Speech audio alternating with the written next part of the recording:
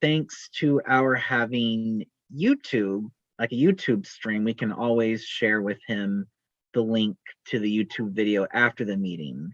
And that way he can fill in wherever he whatever he missed. That sounds good. I actually the last couple of times I've done it, the YouTube has been helpful. So highly recommend. And for the record, we are now ready. Let's roll. All right. Good evening, everyone, and welcome to the April 14, 2022 meeting of the Community Board 6 Health and Human Services Committee.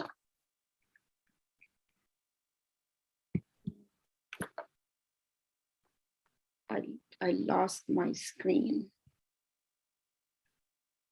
Brandon, I lost my screen.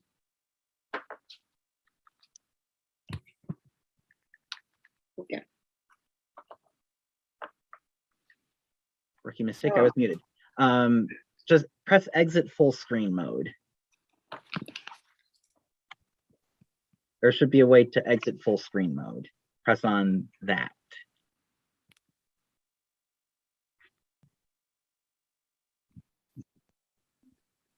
Yep, I lost it. It's okay. All right, so my name is LV Barosa and I'm the chair of the committee. This meeting is called to order at 6:32 p.m. Tonight, we are joined by Assistant District Manager Brendan Burt. Members of the public, you can raise any questions or comments that you have through the Q&A feature of Zoom. If there is time following the committee's discussion, we will field questions from the public. Raj Najjar is taking minutes tonight. Thank you so much, Raj. So you all should have received an email from the board office with a link to a doodle sign-up sheet for minutes takers at your committee meetings in 2022. For your convenience, the link to the sign-up sheet is being posted in the chat right now.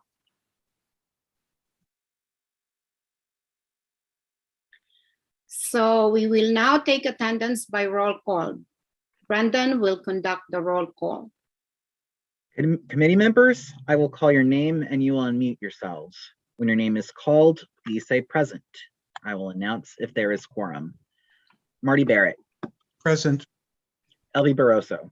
Present. Dan Devine. I do not see Dan. Sandra Leftoff. Present. Rich Mintz. Present. Raj Nayar. Present. Anju Suresh. Present. And Ronnie White.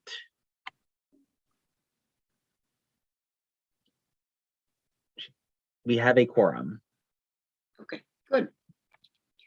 The agenda for tonight's meeting was distributed ahead of time by the board office and is reflected on the screen before you. If there is no objection, we will adopt the agenda.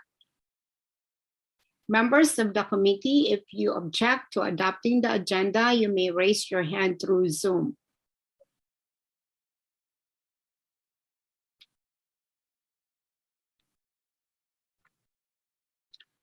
Seeing no objections, the agenda for tonight's meeting is adopted.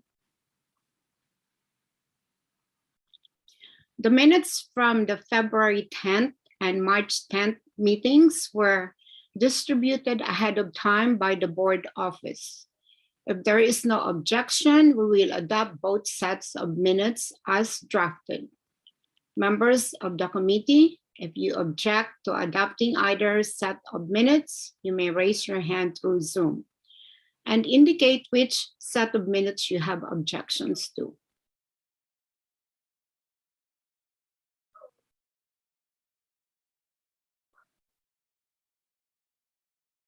Seeing no objections, the minutes from the February 10th and March 10th meetings are adopted.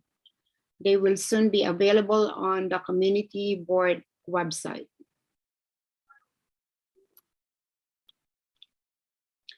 So in order to conduct an efficient meeting, let's observe a few ground rules. No one may speak until granted the floor. The committee members, if you have a question about committee business or wish to make a motion, please raise your hand through Zoom. The chat function should not be used for committee business or questions about agenda topics. All such remarks should be made on the record by raising your hand through Zoom. Chat should only be used to alert us to any technical difficulties you are having or to state in writing information that was already stated aloud on the record during the meeting. When a committee member is given the floor to speak, I will identify you and you can unmute yourself so that you can speak. We are required by New York state law to create a verbatim transcript of the meeting.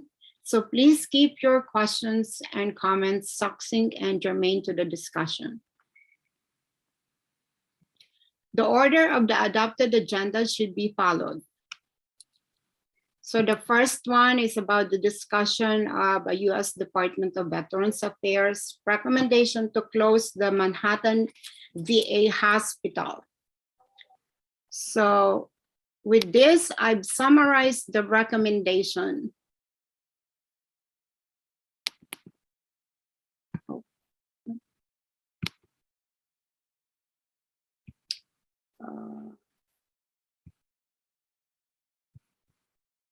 Hold on.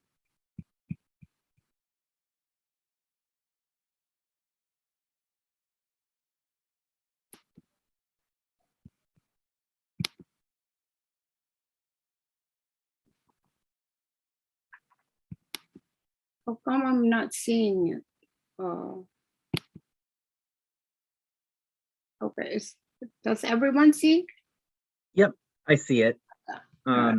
You may want to click on slideshow. Yeah, the slideshow. And play from start. Okay, so I've summarized. It's a long pages to read. So I summarized the VA recommendations to Asset and Infrastructure Review Commission on the Manhattan Veterans Administration closure.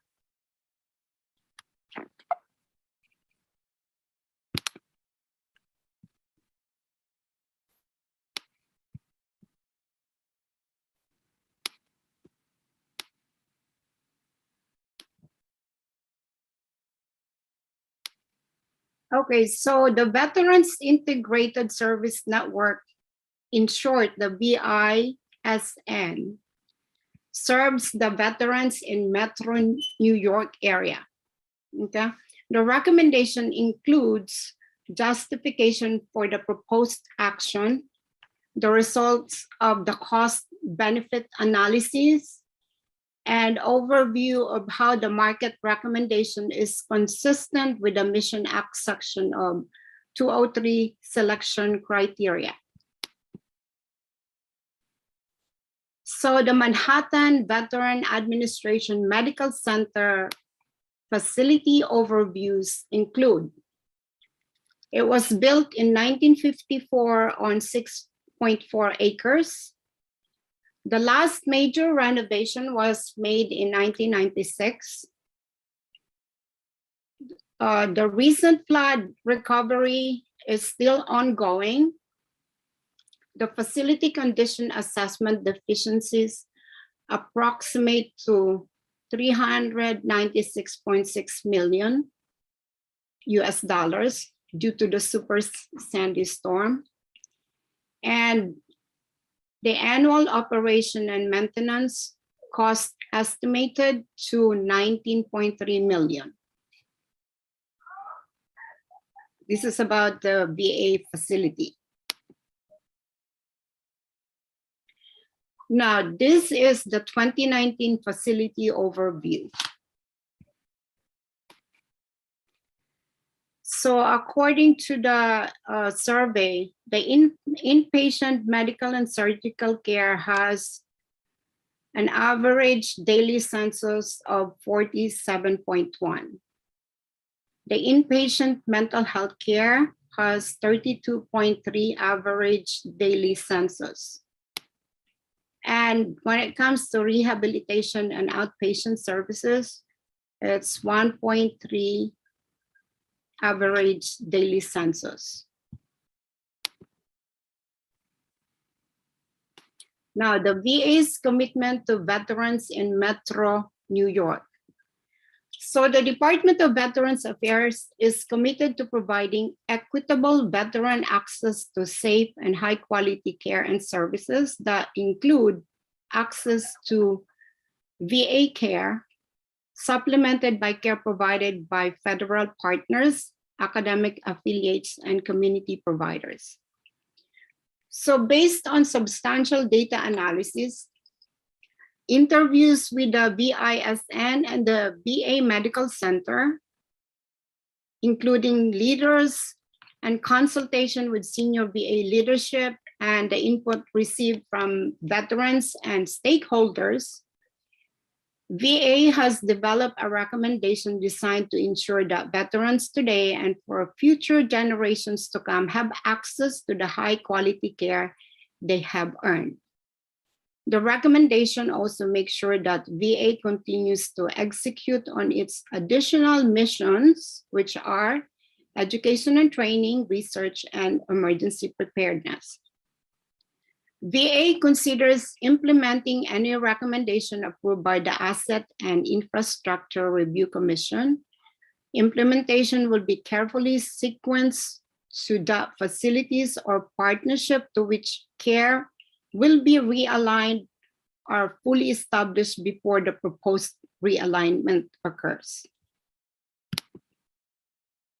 Now, the problems and market overview. When it comes to the infrastructure concerns, most of the facilities lack private rooms and amenities, and layout do not meet modern healthcare standards.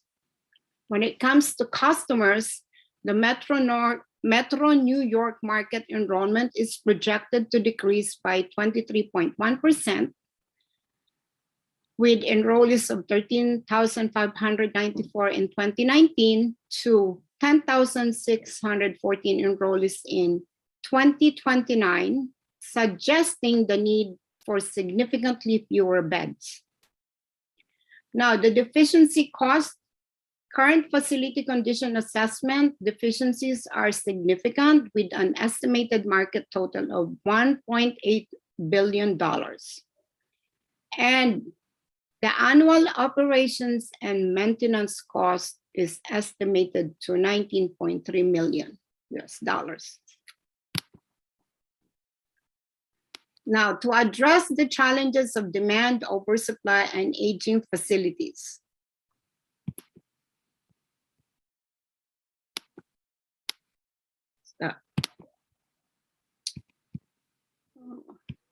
How did that happen?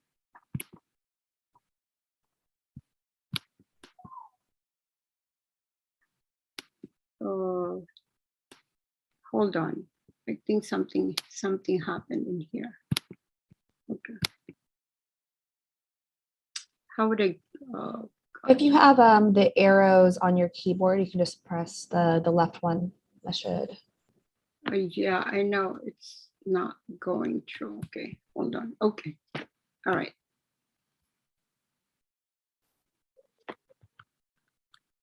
Okay. So the VA will reset the market utilizing an integrated approach that combines VA investments and the rich medical markets, high quality community providers, including VA academic affiliates.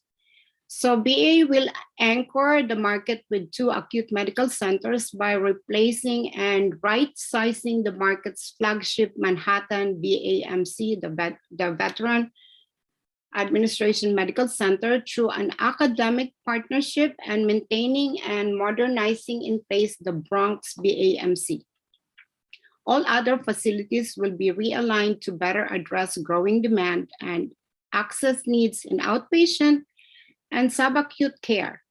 So the strategy will provide right-sized and purpose-built facilities to meet current and projected veteran demand, and also to provide veterans today and in the future with access to high quality and conveniently located care in modern infrastructure.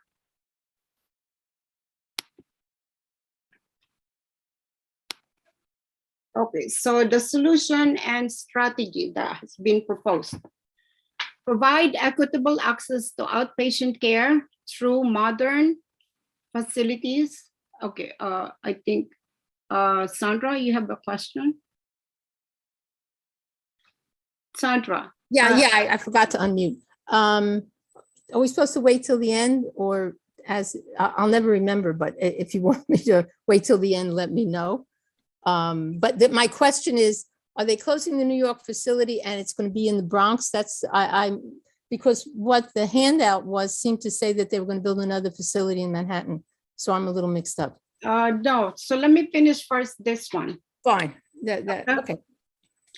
So the solutions are to provide equitable access to outpatient care through modern facilities close to where veterans live and through the integration of virtual care. So VA's recommendation invest in a right-sized, modernized Manhattan VAMC and 2 multi-specialty community-based outpatient clinics in the vicinity of Brooklyn and Fishkill, New York, offering outpatient services. Second is to enhance VA's unique strength in caring for veterans with complex needs. So VA's recommendation is to provide quality, sustainable inpatient mental health, long-term care, and rehabilitation care. So that includes Manhattan VAMC would be partnering with academic affiliate to establish a new facility offering inpatient mental health. Okay. Brooklyn VAMC, transitioning residential rehabilitation treatment program, RPTP services to St. Albans VAMC. St. Albans VAMC is expanding community living center and RRTP services to the Bronx VAMC, investing in modern inpatient mental health and CLC services. The Montrose VAMC, expanding inpatient mental health and CLC services, right sizing and RRTP services, and the Castle Point VAMC, which is, I think this is the one in the Bronx, transitioning CLC services to Monrose VAMC. And the third one is to provide equitable access to quality inpatient medical and surgical care through the optimized use of care delivered in VA facilities and through partnerships, community providers, and virtual care. So under these, Manhattan VAMC will be partnering with an academic affiliate to establish a new facility offering inpatient medical and surgical services. Now, the recommendation, these are the recommendation and justification for Manhattan. To make Manhattan a modernized and realign the Manhattan VAMC by establishing a strategic collaboration to replace the VAMC and provide inpatient and outpatient services and discontinuing these services at the Manhattan VAMC. Now, if unable to enter into a strategic collaboration, the Manhattan VAMC will maintain the services at the existing Manhattan VAMC. So this includes collaborating with academic affiliate, again, with NYU, New York Presbyterian, and Mount Sinai to build a right-sized replacement facility in Manhattan that offers an opportunity for VA to provide care and a better patient experience for veterans living in the greater New York City area.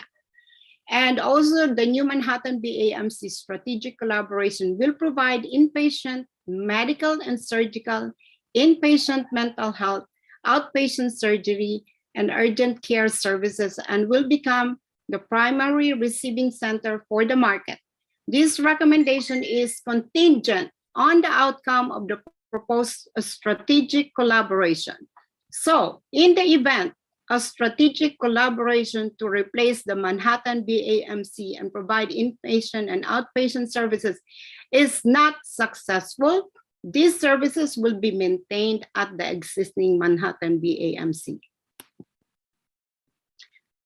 The second one is relocating emergency department services from the Manhattan BAMC to community providers and discontinuing these services at the Manhattan BAMC. So a new urgent care center will be developed as part of the new collaboration. Emergency department services will be delivered by community providers, improving access and convenience for veterans, and a new urgent care center will be developed as part of the new collaboration. And so closing the Manhattan BAMC, following the relocation of services to the strategic collaborations replacement facility, the current Manhattan BAMC will be closed. Now, to summarize all of that, this is the summary. So these are the ones that they are proposing to modernize the Manhattan BAMC by collaborating with academic affiliate with NYU, New York Presbyterian, Mount Sinai. So these are the only services that will exist. Primary receiving center, so it will become the primary receiving center that includes inpatient mental health, inpatient medical and surgical services, and outpatient surgeries. Second is relocating emergency department services. So they're no longer gonna take emergency department services because that's going to be referred to community hospitals and providers. So that means all emergency services will be referred to either NYU or the Bellevue Hospital or Mount Sinai Hospital. And also they will support other initiatives that includes education, training, and research. And they are proposing a new urgent center. Okay, so what is our opinion on this?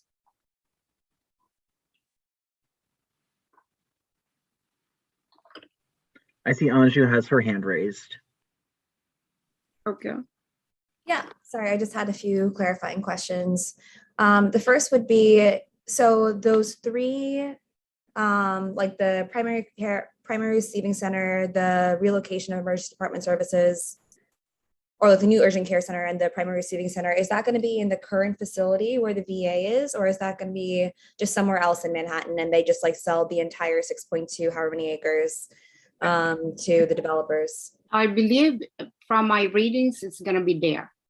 It's going to be there. Okay. Yeah, it's going to be in the same hospital. It's just that these are the recommendations that they are proposing. Got it. Okay. Do we know how much when they say right sizing, do you know how much of the land they're going to give up to right size? That was not mentioned. Okay. Just curious. Thank you. You're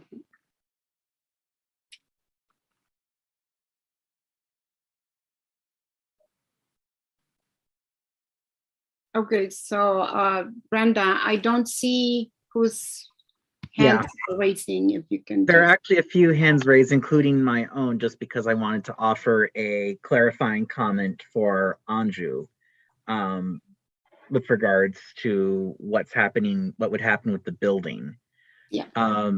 So in its report, it actually sounds like the land would be sold. And in fact, in an article in Cranes about this issue, which was sent to the committee, the VA's report was quoted as saying, quote, "The Manhattan VAMC sits on a desirable piece of land that could be valuable to a development partner," end quote. So I just thought I would offer that little bit of clarification for Anju. Yeah. And with that, I see both Sandra and Marty have their hands raised. I don't know who raised their hand first. I think Martin was first. Martin, please unmute. Martin, unmute. Oh, Okay. Anyway, I thought Sandra was first, but I'll go ahead.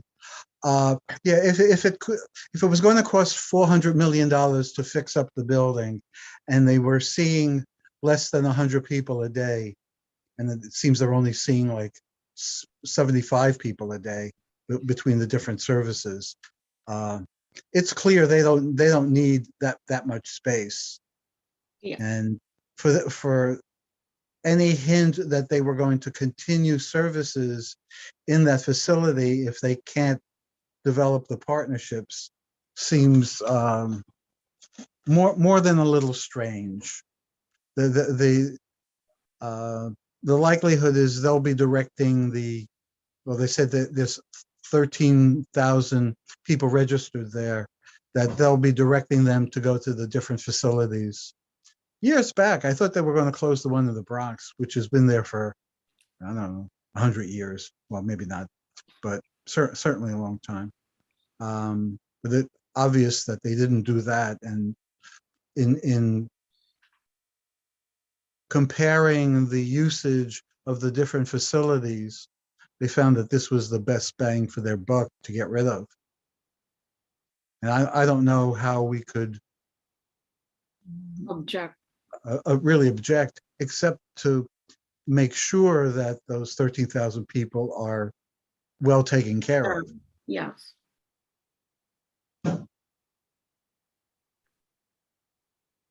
On the other hand, Sandra. Yeah. Two things. One is there's a lot of this in the report. I really do not understand this language that goes right over my head.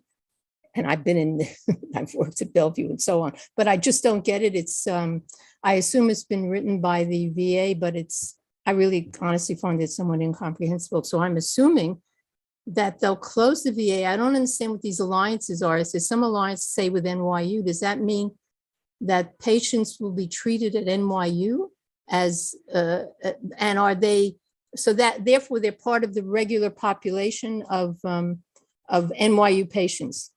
My other question is, what's the downside of that? Obviously, it's written by the VA. Where are the downside issues in this one?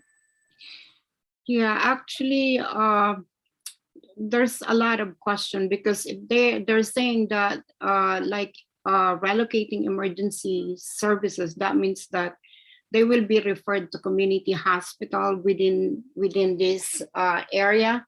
So the question is, if they are referred to NYU, which is a private hospital, how are the veterans going to pay? Are they going to be treated free, or are they going to be paying the hospital bill? Or there's so many questions about this. I mean, this one, I just summarized what was written in there, but there's so many questions.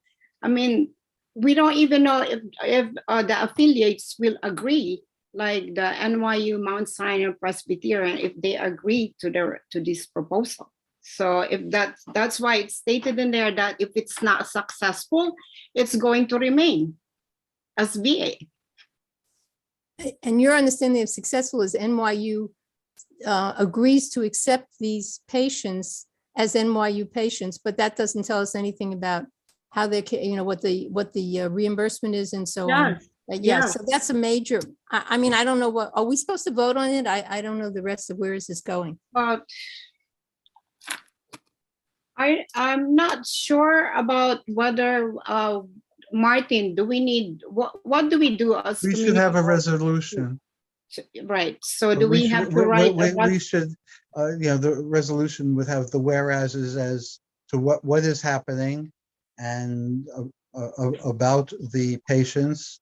And then the resolution is that the funding has to be provided by the VA for full medical expenses, no matter where the patients are being referred to. Do we have actually any say in that? The doctors at NYU have always gone through Bellevue and veterans, and like they were all getting 3 paychecks. No, 3 different That- that- trainings as opposed to the Well, paycheck. they were doing their medical duties. Yeah, and they were getting training from those Yeah, sure. hospitals. Yeah. So there's so So many. it isn't as if the staff at NYU wouldn't have known these patients. So, yeah. And where do these 13,000 or so people live? Doesn't say. It didn't say Yeah, specifically. so we don't know if, We they're, don't they're, know. they're particularly local, and so it really is important for them to be referred to locally, or, do they come in from New Jersey or wherever? Yeah, it This- was this- not. This is a stated. local hospital. Yeah. I didn't realize that there were that many VA hospitals in the area. I was really surprised to see that. I think you named 5 or 6 of them. But they are all far, and the most accessible one is this one. For New York, for people who live in Manhattan, No, certainly. yeah, even the one that lives in New Jersey, this is the most accessible because Sure, it's close to FDR. The rest of the VA, it's outskirt. It's far. So the summary would be, they would tear down this VA, they would redistribute patients to voluntary hospitals, I assume, and they would build another facility on that site. Just, I feel like I need a simple No, summary. they wouldn't be of building this. on that site. Yeah, they're They'd not. be Okay, fine. selling it to some developer to put up Got a 80-story building. But It'll it have a isn't. primary care in the basement. It isn't implausible, though, that they could partner with that developer, and within the development that they put in there, it could be a medical facility, kind of like an urgent care, and that's what they would run out of there. The Department of Education has partnered with many developers to have schools built within the residential structures that they put up. A couple of temples have done the same thing. So that isn't implausible, but This is our federal government. Yeah. It wouldn't be a lot of space. Mhm. Mhm. Did Mintz raise his hand? Rich? I did, but I took it down because my comment isn't relevant. Oh. Sure it is. Well, I mean, I'll just say, I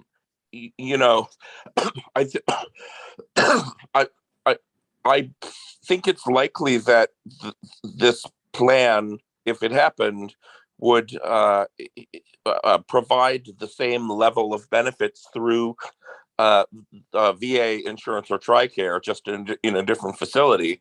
But it makes sense for us to make sure of that before we support something like this, because we don't want people going without care. Yeah. Or stuck with increased bills, et cetera. And I don't know, for myself, I would wonder what the notion of veterans having access to a VA hospital in terms of their own sense of identity. If it's mental health issues, they have a staff that's well trained in and sensitive to the issues of veterans. Is all that they become just one more person in a more anonymous setting? And these are issues of care. I agree with that, and I think that is an important point that we should make if we write a resolution. The identity point is a very good point. Yeah. So are we writing a resolution to support? Before going to a resolution. To object. I would like more information. I feel like I don't know what's going on here, and to write a resolution without information is kind of a shot in the dark. So I would simply say, I need a report I can understand, and without this terminology that I cannot follow. And where it's actually, they're making their points and we can dispute each point. I don't feel like I'm in any position to do that. So it seems a little premature, quite honestly, to write a resolution about a proposal in which, Elvie, you pointed out there's too many things we don't know. Yeah. So, so Brendan, what do we do at this time? Well, first of all, I should point out that there are a number of questions and comments in the Q&A feature that are worth looking at. Should I stop the share because I can't see the question? Yeah, you can stop the share screen since the presentation is over. Okay. Thank you. But I do want to point out some of the questions in the Q&A feature since there are some relevant questions here. Ann Greenberg asked whether the committee is aware that Senator Schumer and Congresswoman Maloney recently held a press conference at the VA and vowed to fight its closure, which for the record, I have looked up, and both Senator Schumer and Congresswoman Maloney are opposed to the proposed closure. Okay. And it was apparently, this press conference opposing the closure was apparently also attended by Senator Kavanaugh, Senator Hoylman, and Assemblymember Epstein. So that I figured that would be information that's good to know, regardless of where the committee. Yeah. Could we get a copy of that so we know what their points were? Yeah, absolutely. And I can email information because there are numerous news articles about Senator Schumer vowing to fight this closure. And there's a press release that I found from Congresswoman Maloney as well. So I can send that information to the committee so that the committee knows like why these electeds are opposed. That's good. There are a few other questions in the chat.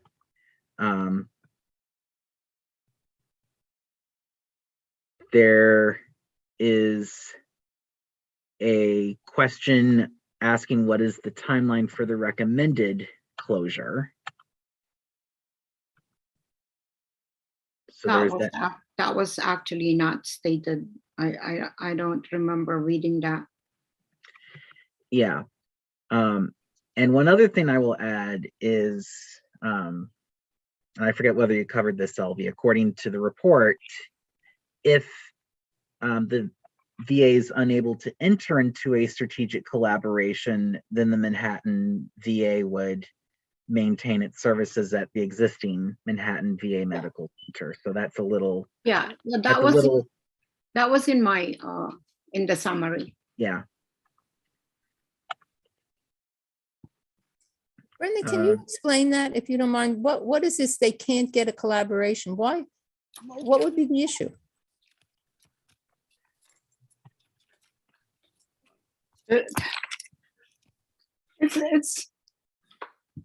It's too many things to consider. I mean, they have to develop guidelines on how the affiliates will be able to use the clients at the VA, and at the same time, clients that are admitted in NYU that are VA patients. There's so many things that needs to be considered. It's not an easy. It's not an easy.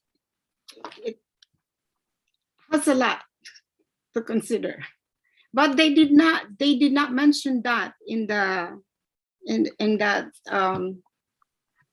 recommendation. That was not stated because that's what I was looking. I mean, when they say affiliates, what I mean, what are the guidelines? What are the policies? It was not stated. So, it's really hard to make a decision whether we wanna agree to the closure or agree to what they are proposing. I see Anju has her hand raised. Yeah, And- just 2 points. So one, to add on to like the growing list of like concerns as well. So say that they do end up formalizing a partnership, whatever that means, and they do move forward with the closure. Then the concern also is that I haven't seen any like visibility on what the timeline would look like if they were to close the current facility and opening up a new one, and that could take a matter of like months to I would imagine longer than that, probably years. Longer than. Then, yeah, so like then you have to be concerned about how these veterans are going to be able to receive care during that gap as well. So that's just a point of concern. There isn't like as much like detail on like what that timeline looks like and making sure that there is that continuity of care.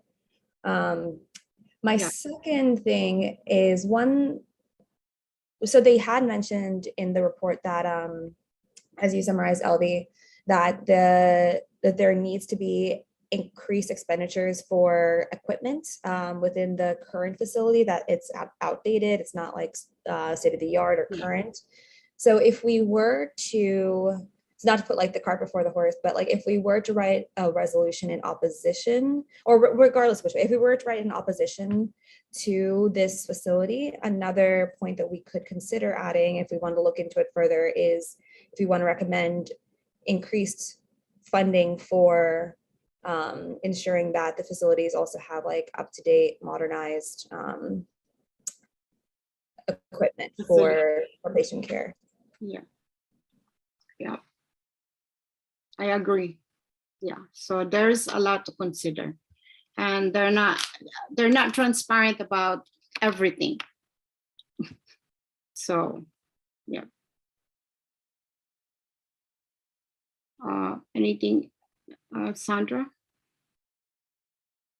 Who did write the report? That would be helpful in terms of. It was written by the, let me pull it back. Let me.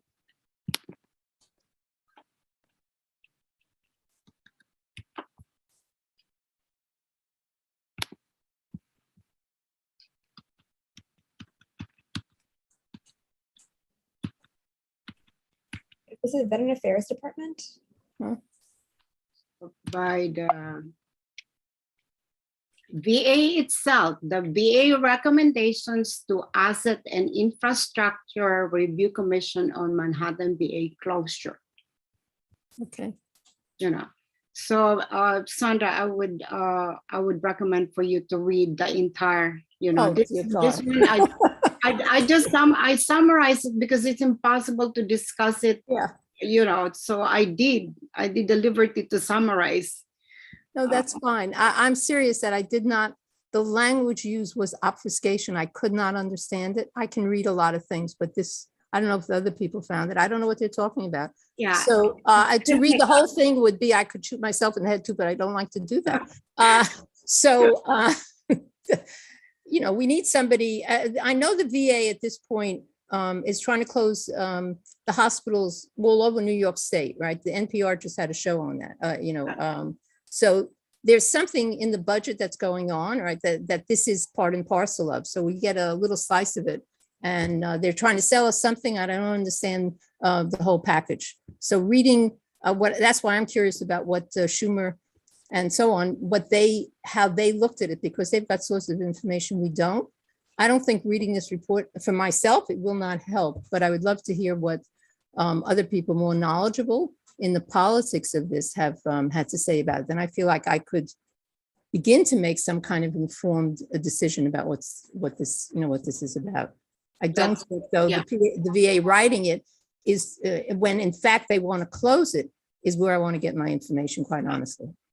So just to look at that, it says the annual operation and maintenance cost is estimated to $19.3 million. I should have dollars in there. So it's a lot of money just to maintain.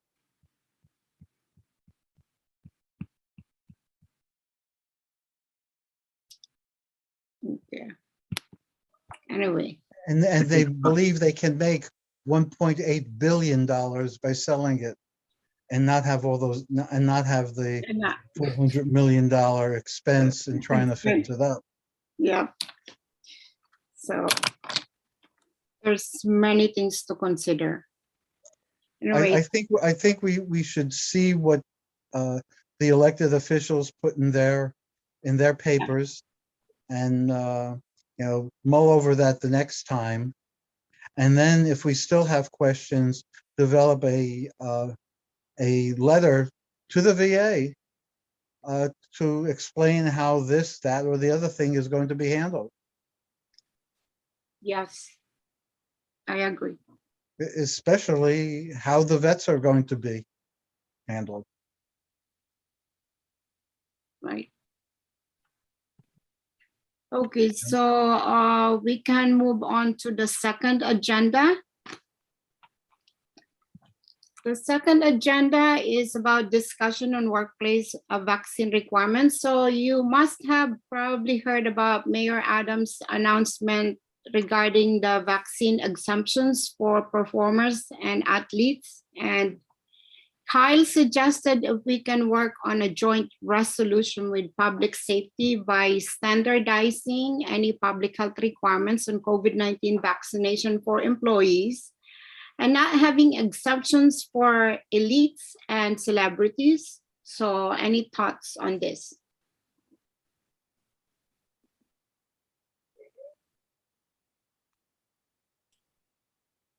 Sandra? Sounds great. That's all I could say. It's a great idea. Obviously, it's quite preferential, makes no sense. And I think, has gotten a lot of pushback. So certainly you don't want to shut your eyes to it. Sure. I also endorse that. Okay, so Brandon, do we have to make a vote to write a reso on this? Yeah, if the committee is so interested, and obviously a motion would need to be made by someone and seconded by someone else. If the committee is interested, there could be a resolution calling on the city to not have any exemptions to the vaccine requirement for workers, which is what it sounds like is where the committee is leaning. If I'm understanding things correctly.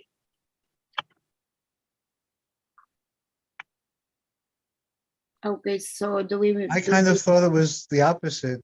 If they're going to allow stars and Celebrities. athletes to be with their colleagues and in open spaces without being vaccinated, that they should allow all staff and to rehire the 1,400 people who they fired. That's one thing the committee will need to discuss, and also discuss that in relation to the current state of things in terms of COVID and vaccines. And there's a lot for the committee to consider. By the way, my zip code is 8.4 positivity rate. Uh-oh. And about 2 months ago, we were 0.7. Oh my gosh. Yeah, the city has a on the COVID-19, whatever it is, Alert. link. There's a button for neighborhood, and you press that, and then you can click table, and you'll just put in any zip code, and you'll see what the positivity rate for the last 7 days is. And Wow. below 96th Street is where all the high positivity rates are. Bronx and Brooklyn, etc., are all very low. Actually, the Bronx has the lowest. They have 0.6 some places and 0.8. The explanation is that the folks living below 96th Street were quick to get vaccinated and get boosted, and now those are starting to wear off.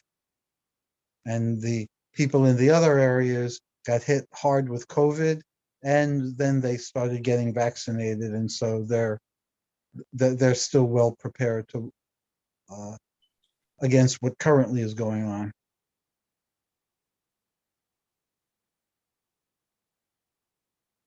But yep, we would have to figure out which way we would want to go on this. So, any other thoughts?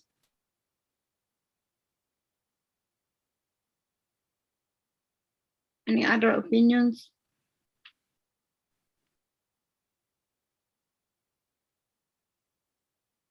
So Brandon, do we have to vote? If there is no, I see Mari's trying to speak, but there needs to be, if someone wants a resolution on this topic, then there needs to be a motion on a resolution on this topic, whatever the position may be, and there needs to be a second. And it needs to be clear what the motion is for and what the second is for. I see. Help Yes. Yeah. Yeah, I thought what we had said was it was a motion opposing, these high profile athletes and so on from not being vaccinated, but it looks like there's two proposals. So you need some, at least that's what I'm understanding. I think, Martin, that was your position, that it should be everybody, we shouldn't have these barriers. So I don't know what resolution, what we're voting on. So which are we talking about here?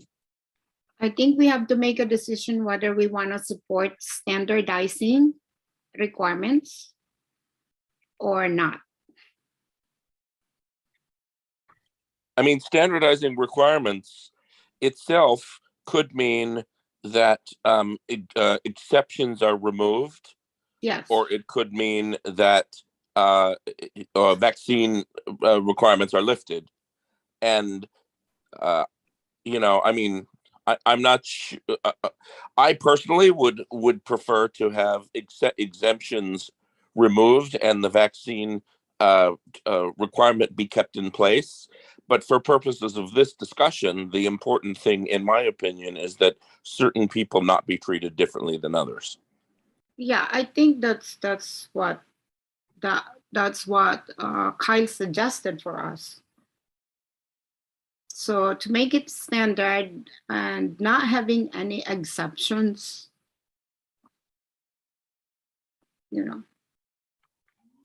I see Raj has his hand raised. Raj. Yes, I just have a question. So was this going to be a joint resolution with public safety? And if so, what were their thoughts on this subject? That is very good. I have not connected with public safety about this, which we are making a joint wrestle. It should be discussed between us and public safety. I have my hand raised actually just to chime in. The Public Safety Committee has not met yet this month. It will meet a week from today, at which there's a good chance that they will discuss this issue as well. But as to whether they discuss it and how, it somewhat depends on where the Health and Human Services Committee leans tonight in terms of this discussion. Okay. I think Martin. Yeah, I was playing the devil's advocate, being that I'm getting my second booster on Wednesday, and in my office, we don't allow any staff who isn't vaccinated to be in the office. But most people have been working from home anyways since it started. But whatever the consensus is, I would certainly be going along with it. But we really should see what the other committee has in mind before we come up with it. Yeah. Okay, so we're gonna wait then. So Brendan, we're gonna wait for the other committee. Okay, and I will relay that to the leadership of the Public Safety Committee so that they are aware. Okay, so do we have time to discuss budget, or we can continue that in our next meeting? It's 7:26. It's up to you. You're the chair. It's up to you. No, I'm asking Brendan, do we have time to discuss budget? Or Brendan, do we have time? It's almost an hour already. It's, as Mari says, it's totally up to you. There is no time limit theoretically with these meetings, but I know you have a commitment. Yeah, so can we discuss the budget in our next meeting? If that's what you prefer. Sounds good. Sounds good. All right, thank you so much. Okay, so I don't have any report, so let's move on to any old or new business. Why is the next Langone discussion in the middle of the day? Or was it the one that just passed? But it was during the day. So many of us work. That is a very good question.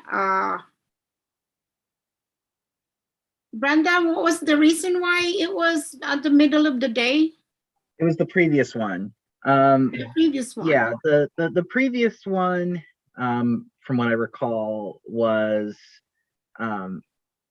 it was more directed. It was more directed towards the senior audience. And I'm a mature audience, and I still go to work. yeah, but directed towards more of a senior audience. And in addition to that, activities are not really the sorts of things that would be good to do right before bedtime. So an evening one, it was determined, just didn't seem well suited for that particular one. But the ones going forward, definitely the one next month, which I can post a link to the chat in the moment, a link to the registration. The next one will be back to its regular evening time slot of 6 to 7:30. 6 o'clock. It's going to be on May 5th at 6 p.m. and it's about dementia. So it's a good topic. We have good speakers from NYU Langone. So please share with your friends and neighbors and families and even far away. Please share with them. I posted a link to the event registration page in the chat. Can that be emailed to me? Because there are a few, just in the last 2 days, I've heard of people that I know or know of who've had some particularly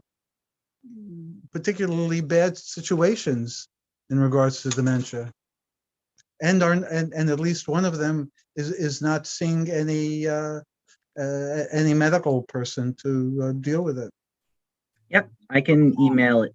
I can email the link to you. Absolutely. Thank you. I appreciate that. Yep. So any new business?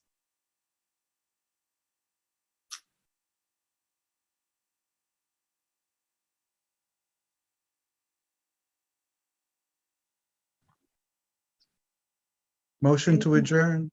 Okay, so if there's no objection, we will adjourn the meeting. So seeing no further business, the meeting is adjourned at 7:30.